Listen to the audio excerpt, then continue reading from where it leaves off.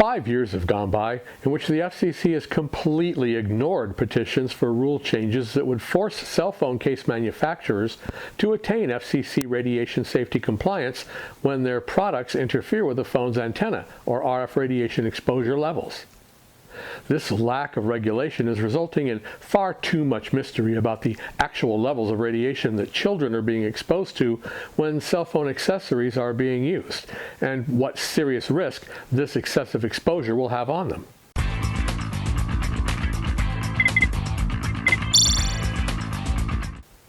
RF Safe aims to lead the way toward companies self-enforcing a commitment to consumer safety without waiting for government regulation to enforce safety compliance when the need has such an obvious scientific understanding.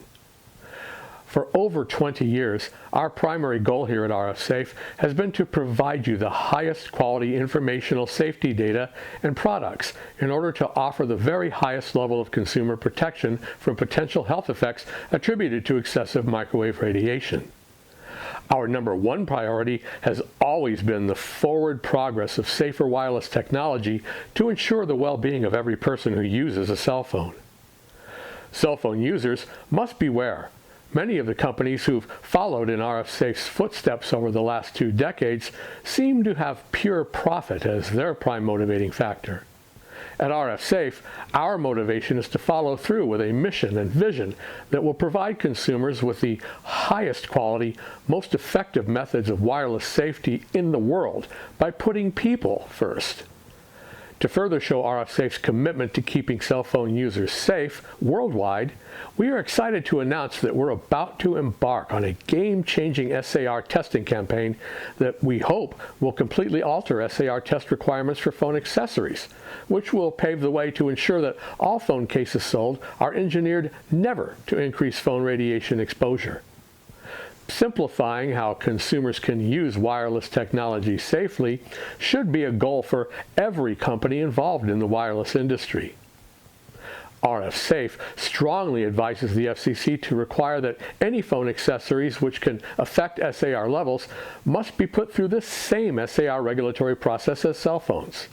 In 2015, based on an analysis of data that was submitted to the FCC, which showed that some cases on the market were so poorly engineered that they actually intensified the radiation that strikes a user's head and body, the Environmental Working Group, or EWG, which is a well-respected, nonpartisan organization dedicated to protecting human health and the environment, urged the FCC to revise their outdated testing guidelines to take into account the effect that cell phone cases have on the amount of radiation exposure that a person receives when using a smartphone with a phone case, regardless if the case manufacturer claims a reduction of radiation exposure or not.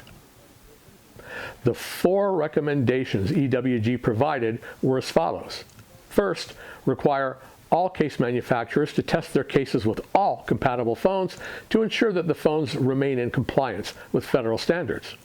Second, require case manufacturers to test their products with a subset of compatible phones to ensure that most phones meet the FCC standards. Third, to require manufacturers that make both phones and cases to show that their phones meet FCC standards when used with their cases. And fourth, test a representative sample of popular phones in popular cases to determine how much a case typically increases radiation absorption, and then decrease its SAR limit by at least this amount in the updated standards. These are recommendations that were made 5 years ago, but the FCC has still not revised their testing guidelines to account for aftermarket cell phone accessories, which indicates an extreme air of indifference on their part when it comes to actually protecting the health of the hundreds of millions of Americans who use cell phones with cases and other accessories that may interfere with the phone's reception, thus causing an increase in radiation as well as potentially dangerous health risks. RF Safe believes deeply in making today's wireless technology as safe as possible for consumers by helping them to avoid excessive exposure to RF radiation. We've decided to be the first company in the world to implement these FCC regulatory suggestions submitted by the EWG. The first run of testing will include 10 different SAR measurements using an iPhone 11 Pro Max. The most popular anti-radiation cases will be put to the test, along with standard cases as well, such as those found where the phone was purchased. RF Safe's SAR testing will replicate the test position, frequency band, and channel that was performed for the Chicago Tribune and Fegan-Scott Law Group reports to simulate a more realistic distance related to real-world usage and exposure levels.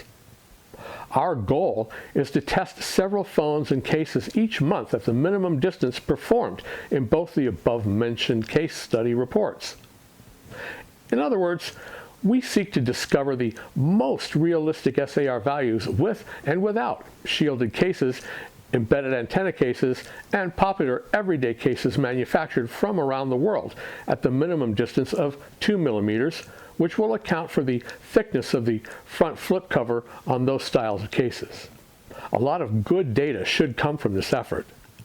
One important note though, RF Safe does not believe, nor has RF Safe ever endorsed, that SAR test values currently considered safe by the FCC and FDA truly represent biologically safe levels of exposure.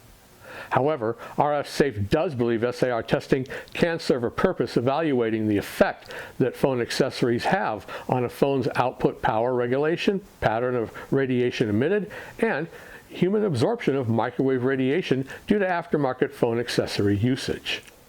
I'll be making a video on the results and which cases were tested very soon. You can get updates on which phones and cases are next to be tested at rfsafe.com. Thank you very much for watching.